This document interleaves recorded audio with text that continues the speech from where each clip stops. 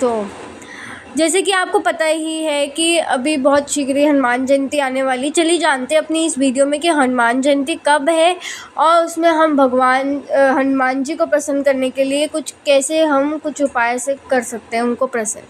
चलिए जानते हैं। तो 12 अप्रैल को हनुमान जयंती पड़ रही है। जो पूर्णिमा तिथि है वो 12 अप्रैल को 3:21 से शुरू हो रही है और 13 अप्रैल को 5:51 पर विश्राम होगी। मतलब 3:21 पर शुरू हो रही है 12 अप्रैल को और 13 अप्रैल को 5:51 पर वो विश्राम होगी पूर्णिमा तिथि।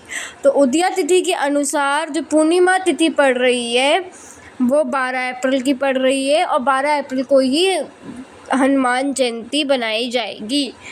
तो इस साल कुछ पंचग्रही योग राजयोग भी पड़ रहे हैं। तो इस साल मीन राशि में पंचग्रही राजयोग पड़ रहा है। मतलब मीन राशि में बुध, शुक्र, शनि और राहु और सूर्य भी होगा। इस साल मीन राशि में बुध द्वितीय, शुक्र द्वितीय और लक्ष्मी नारायण राजयोग भी बन रहा है। तो ये काफ़ी मतलब शुभ परिणाम और सुखद परिणाम ला सकता है इस साल। तो मैं आपसे वादा करती हूँ, अगर आपने हनुमान जी को प्रसन्न कर लिया ना तो आपका ये पूरा साल बहुत सुखमय जाएगा, बहुत अच्छा जाएगा। क्योंकि कहते हैं कि कलयुग में 2 प्रत्यक्ष देवता होते हैं, एक तो हनुमान जी है और दूसरा जो हमारे प्रत्यक्ष देवता हैं वो है गणेश जी। जो हमारे मतलब इन दोनों को प्रसन्न करना बहुत ईजी है। मतलब अगर हमारी पूजा अर्चना वंदना में कोई भूल भी हो जाए तो ये स्वीकार नहीं करते। मतलब उसका असर हमारे ऊपर, उसका दोष हम पे नहीं आता। तो हम इसमें विधि कर सकते हैं हनुमान चालीसा की। देखो जैसे कहते हैं कि सारी चालीसा, शिव चालीसा, दुर्गा चालीसा, इन सभी चालीसाओं में से सबसे जो पावरफुल चालीसा है ना वो है हनुमान चालीसा। क्योंकि हनुमान जैसे और चालीसा में प्रभु का गुणगान किया हुआ है, मगर हनुमान चालीसा के एक एक दोहा का, एक एक चौपाई का मतलब आपकी ज़िंदगी बदल देने वाला है। क्योंकि ये तुलसीदास रचित हनुमान चालीसा होती है। हनुमान चालीसा किसने रची थी? तुलसीदास जी ने रची थी। तो हनुमान चालीसा का आप इस दिन 11 बार पाठ कर सकते हैं, 11 बार। और आप इससे संकल्प भी उठा सकते हैं कि हम अगले 40 दिन तक हनुमान चालीसा का निरंतर पाठ करेंगे। और इस दिन आप ये भी संकल्प उठा सकते हैं कि हम पूर्णिमा का व्रत रखेंगे, क्योंकि इस साल की पहली पूर्णिमा है। तो ये बहुत शुभ दिन है हनुमान जयंती का या हनुमान जन्म उत्सव का कि आप उस दिन से पूर्णिमा का व्रत उठाएं। और व्रत लाइक 1 साल का या फिर पूरी ज़िंदगी भर का आप उठा सकते हैं। आप संकल्प अपनी मर्ज़ी से कर सकते हैं।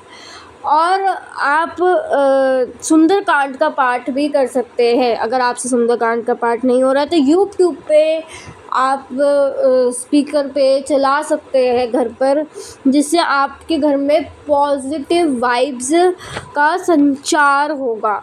तो आप ये भी कर सकते हैं।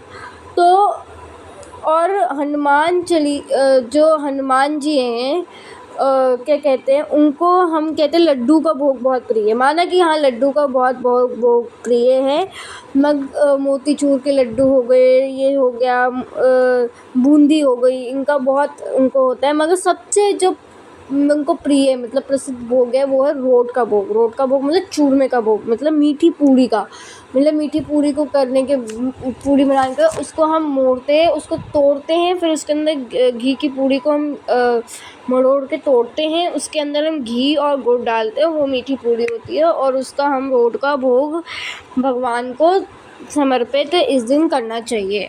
ठीक है। इस दिन आप जो अगर बंदर है, बंदर को आप इस दिन केला खिला सकते हैं। तो आप उन केलों में हम एक लौंग डाल के आप अवश्य जो भी उनकी वानर सेना है, बंदर है, उनको अवश्य करिए। और आप भगवान हनुमान जी को भी केला दे सकते हो और आप वो बांट भी सकते हो केला आज के दिन। ठीक है। मतलब 12 तारीख हनुमान जन्मोत्सव वाले दिन आप ये काम कर सकते हैं। हनुमान जी को आप उपहार के रूप में राम दरबार दे सकते हो, है ना, गुड़ का भोग लगा सकते हो, या फिर आप उनको वो पीपल या अशोक के या फिर तुलसी के पत्र पे राम राम लिख के 108 की माला चढ़ा सकते हो मंदिर में, या फिर अपने घर में चढ़ा सकते हो। क्योंकि कहते हैं तुलसी, पीपल का वृक्ष उनको बहुत प्रिय, और तुलसी का भी, मतलब सीता जी ने उनको तुलसी का पत्र दिया था, तो उन्होंने कहा था कि मैं बहुत प्रसन्न हूँ माता, मैं आज से आपका ही भक्त हूँ, और जो मुझे तुलसी का पत्र देगा मैं उनके बंद किस्मत के दरवाज़े खोलूँगा। तो आप ये भी कर सकते हो, और गुड़ का भी भोग लगा सकते हो, लाल लड्डू का भोग लगा सकते हो। इस दिन जो जोत बनती है वो लाल कलावे की बनती है, और आप घी का भी दीपक जला सकते हो, मगर चमेली का अगर दीपक, चमेली के तेल का दीपक अगर आपको मिलता है तो वो बहुत ही मतलब बेस्ट है, परफेक्ट है कि आप ये कर सकते हो। और ना कहते हैं कि हनुमान जी ने एक श्रापित देव है, हनुमान जी एक श्रापित देव है।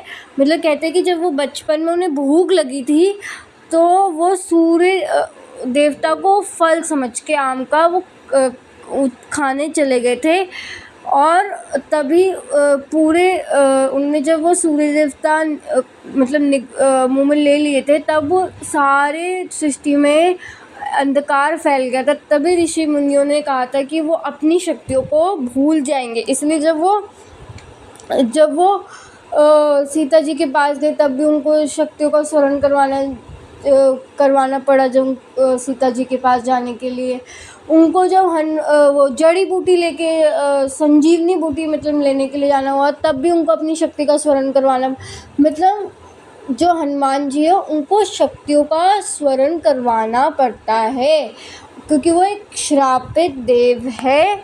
और मतलब उनको याद नहीं होता कि वो बड़े हो जाए छोटे हो जाए, क्योंकि उनको कहते हैं ना कि अष्ट सिद्धि नौ निधि, क्योंकि अष्ट सिद्धियाँ होती हैं जैसे छोटे होना, बड़ा होना, वैसे उड़ना, वैसे। और 11वें रुद्र अवतार थे वो, 11वें रुद्र अवतार थे।